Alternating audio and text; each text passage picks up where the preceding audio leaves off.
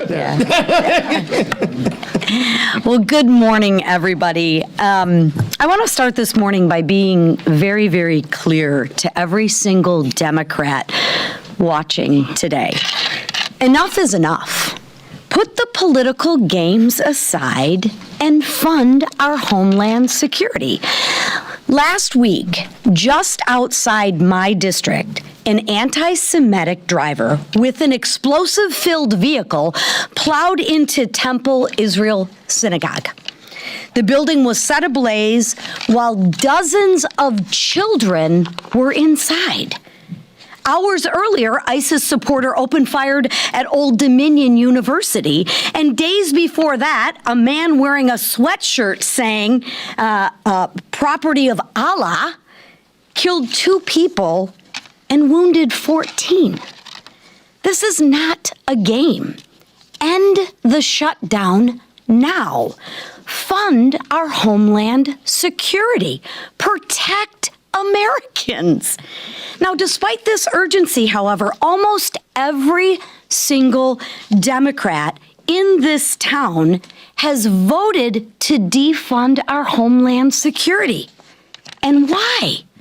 Because they'd rather protect violent, illegal criminals than protect law-abiding American citizens. Let that sink in for a minute. Frankly, I'm sick and tired of it. And guess what? The innocent American citizens are tired of it too. In addition to fighting for an end to the shutdown, House Republicans will take up legislation this week to make sure that foreign nationals who commit fraud can be deported and permanently barred from exploiting more American citizens. I just show you this. And if you think that's unnecessary, let me introduce you to a few people who the Democrats love to support. This man is here illegally from Cuba, who was arrested in Big Rapids, Michigan, for credit card fraud. Okay? All right. This man arrested in Carson City, Michigan, for fraud and homicide, murder. I think we can all agree he shouldn't be allowed to remain in the country. Another individual in Port Huron, arrested for fraud. A woman in Sandusky, Michigan, also arrested for fraud, right? And that's just in my home state of Michigan. I could keep going without, keep going and going. I mean, this is happening in just my state. I can't even imagine. I mean, we'd be here all day if we had to talk about what's happening in Whip Emer State, right? Minnesota. We wouldn't have enough time. But despite what the liberal media wants you to believe, these are people that law enforcement are targeting, and law enforcement is actually holding these people accountable who have committed crimes against law-abiding Americans. Those are the people that the Democrats want to protect. This is exactly the people Republicans are making sure will never, ever be welcome back here again. Listen, the United States is the most generous nation in the world, but our generosity should never be mistaken for weakness. When people exploit our system, when they steal from our programs meant to help the most vulnerable Americans, when they commit fraud against our families, they undermine the trust that holds these programs and institutions together. And they take resources from Americans. So let me put it really simply. The Biden administration let a lot of these bad people in, like 20 million of them. Terrorists, fraudsters, violent criminals. And now Democrats are playing political games to protect the bad guys and let the American citizens fall to the wayside? Tell me how that makes sense. That needs to end, and that needs to end now. Fund our homeland security. Deport violent criminals. Keep foreign fraudsters out of our country. These are common sense principles nearly every single law-abiding American citizen agrees with. It's time Democrats in Washington started supporting Americans too.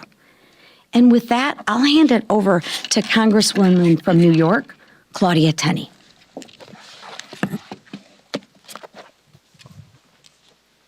Good morning. Thank you to my colleagues and to everyone here. This is an important piece of legislation. I want to thank everyone here who's supporting it and highlighting it. The Deporting Fraudsters Act addresses a serious problem. Individuals who come to our country and steal from American taxpayers should not be allowed to remain in our country. This legislation ensures that illegal aliens who defraud the United States government or unlawfully receive taxpayer-funded benefits are inadmissible and deportable under federal law. Current immigration law leaves gaps that allow bad actors to exploit public programs without facing appropriate consequences. This bill closes those gaps and ensures individuals who steal benefits intended for needy American citizens face removal. We have already seen why action is needed. Independent journalist Nick Shirley helped expose a massive fraud scheme showing how organized and widespread these scams can become even when oversight fails. Fraud targeting programs like Social Security, SNAP, and Medicare does not affect just a government budget. It harms seniors who spend their lives paying into these programs, working families trying to get ahead, and vulnerable Americans who rely on these resources. This is not an isolated problem. Last fall, I blew the whistle on Centers for Medicare and Medicaid, exposing how one physician in his 80s billed Medicare over $600 million over the course of the Biden administration, basically from 21 through 2024, with 95% of billings concentrated in the Los Angeles County area. That level of abuse is unacceptable and underscores how vulnerable these programs are without strong accountability. Entering this country illegally is already a crime. Turning programs meant to help our truly needy citizens into vehicles for large-scale fraud is even worse. Those who steal from hardworking Americans must be held accountable and should not be allowed to remain in the United States. The Deporting Fraudsters Act restores fairness, protects taxpayer dollars, and reinforces the rule of law. I'm here today to support this legislation and look forward to working with my colleagues to make sure we get it across the finish line. And I yield to Mr. Emmer. Thanks, Claudia.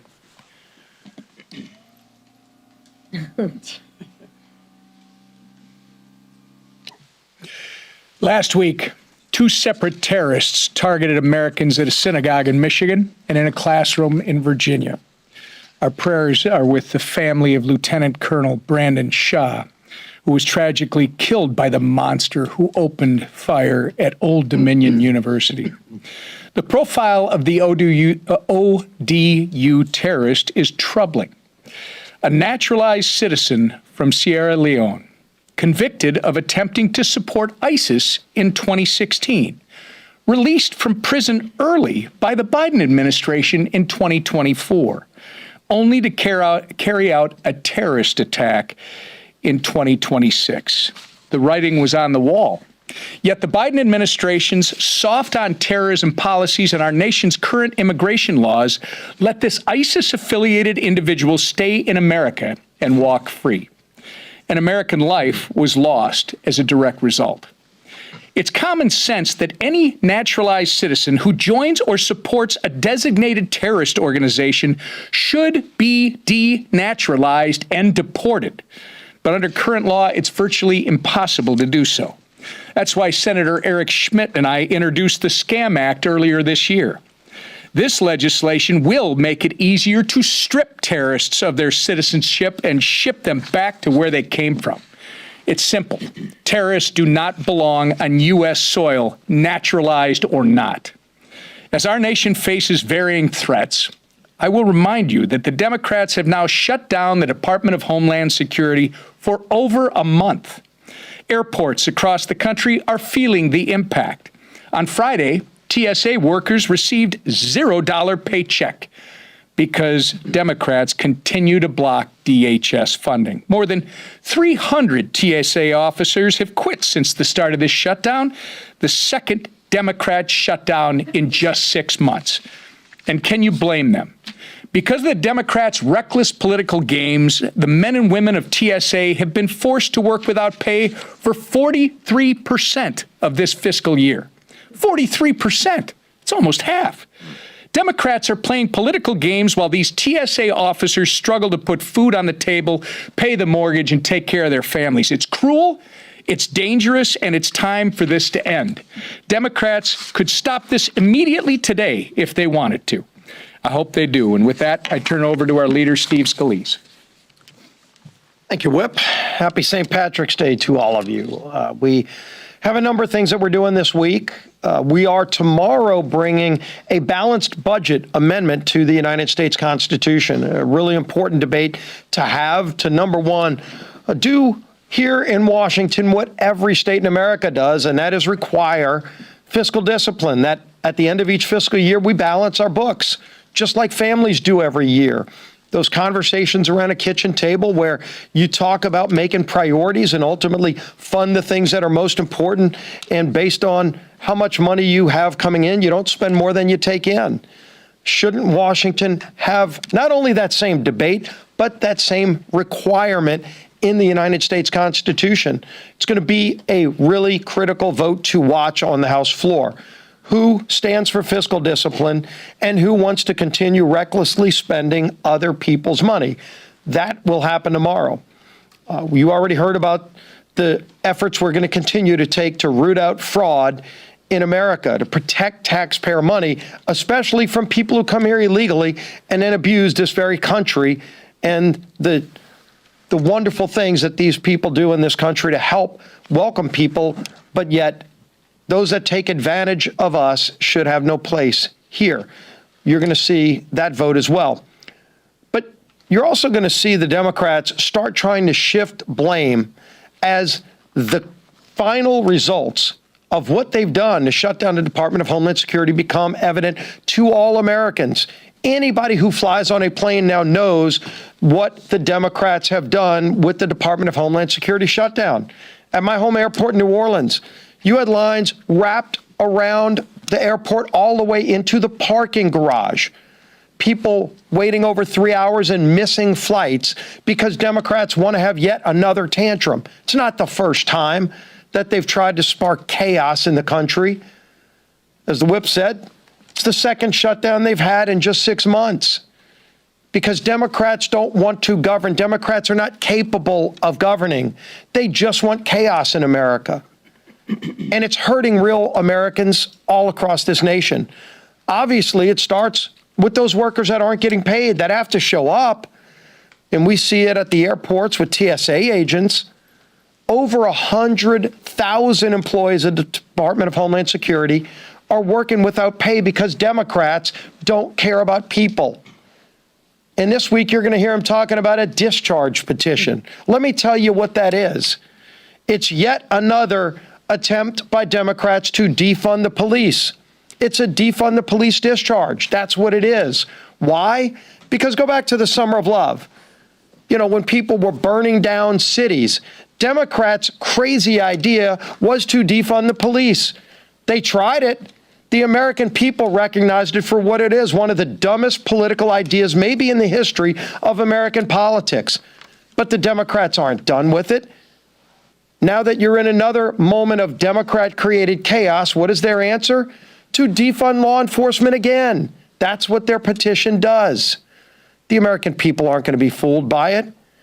We don't fund agencies piecemeal. You fund the things you support and you don't fund the things you don't like. We have a Department of Homeland Security. It was created in the wake of 9/11. Democrats are operating like it's September 10th, before 9/11 happened. They want to repeat those mistakes by shutting that critical department down at a heightened level of security. We've seen the terrorist attacks here on our homeland. We know what's going on, and yet Democrats have voted to shut that department down because they don't care about American people. They don't care about families. People are missing flights. people are going without pay while working. Hundreds of them have quit. TSA workers that just said, I can't do this anymore. I've got a family to feed. I've got to go get a stable job. And working for the federal government under Democrats' crazy radical chaos is just not a place where they can be. They're real victims in the Democrats' dangerous game. And now this defund the police discharge is one more example that they're not serious people. But we've got real work to do. And American people are counting on us to get the job done. And the man leading that fight to get the job done is our Speaker of the House, Mike Johnson. Thank you, Leader Scalise. I would say good morning and happy St. Patrick's Day, but it's not a happy day for so many millions of Americans. It's really a difficult one. We're on day 31 since the Democrats decided to shut the government down, the partial shutdown, this time of Homeland Security. This is now the third longest shutdown in American history. They like making history on the other side, the wrong kind. They had the longest shutdown in history last fall, as we all know, and now they've got the third. Today is a direct result of Democrats taking the Department of Homeland Security hostage in order to protect criminal illegal aliens. That's exactly what it is. Here's some of the stats. Roughly 120,000 DHS employees, including 50,000 TSA agents, are going without pay for yet another week. FEMA's ability to respond to natural disasters is increasingly imperiled. We had some big weather events, as you might have noticed, in the last 24 hours. Our agency of government that is responsible for assisting with that is being hampered. American airports obviously are reaching a breaking point, so severe that airlines are pleading with Democrats to please fund the Department of Homeland Security. It's fallen on deaf ears. 4 separate times, Republicans have voted to fully fund DHS since this chaos ensued, 4 times. And on each of those times, Democrats voted almost unanimously to block the funding. Now, instead of doing what's right and putting an end to this charade, Democrats insist on tearing the bill apart piece by piece. Their latest proposal would only partially fund DHS while stripping funding for ICE and Customs and Border Patrol. As Leader Scalise just reminded you, the discharge petition is really a petition to defund the police. Think of it. The law enforcement agencies that are the part of the Department of Homeland Security are what they are targeting. Democrats refuse to reopen TSA and FEMA and the Coast Guard and these other critical functions of government unless they can reopen our borders to illegal aliens, because that's exactly what their gambit would accomplish. This is not a serious position. It is not one that the American people agree with. As one of the primary agencies responsible for protecting the homeland, the Customs and Border Patrol plays an irreplaceable role in our national security framework. This is not a game. Our CBP agents stand on the front lines. They protect our nation against transnational crime and drugs and child trafficking, terrorist threats before they reach our communities. It is our largest federal law enforcement agency. CBP is the largest federal law enforcement agency, and any bill that strips its funding weakens our defenses against terrorist plots. It undermines the integrity of our borders, and it disrupts lawful travel through U.S. ports of entry, including the millions of American and international travelers who are processed at our airports every single day. Now, it bears repeating, in just the last 2 weeks, we have had 4 jihadist attacks on American soil, all of which originated from perpetrators who are already inside the country. Every one of those attacks falls squarely under the purview of the Department of Homeland Security, and the Democrats don't want to fund it. And now they're demanding we strip funding from the very agency responsible for stopping all of that. It's another dangerous game, a political game by Democrats that's as foolish as it is perilous. I'll make one additional point.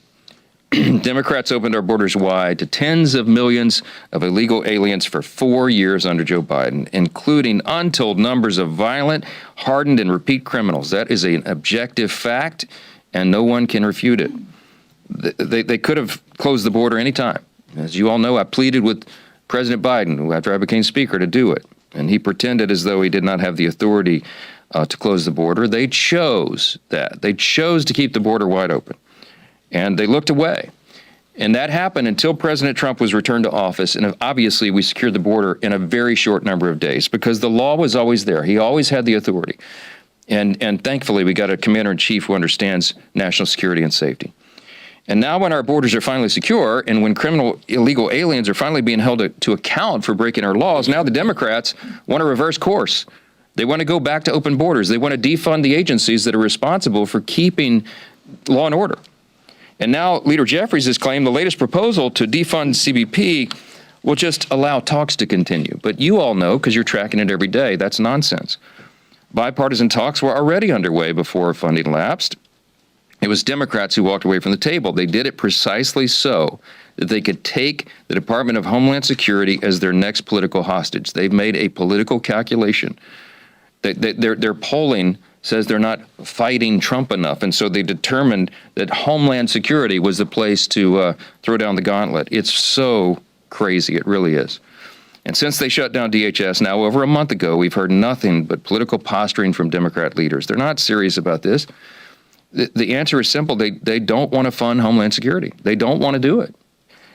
They're perfectly content jeopardizing the security of our homeland and hurting the American people if it means protecting criminal illegal aliens. And there is no other way to explain this. Democrats have made that conscious decision repeatedly. You know them by their actions. They're doing it again. In the fall, they shut down the government to try to give taxpayer-funded benefits to illegal aliens. And now they've shut down the government once again to reopen our borders and shield criminal aliens from our own laws. The American people are not on board with this. They're not going to have broken policies. They're not going to have us return to that. The broken policies, the Biden administration, they rejected that in the election soundly. The chaos that Democrats unleashed on the country, that was a big issue. In fact, it was the #1 issue in the election of 2024. We're not going back to that.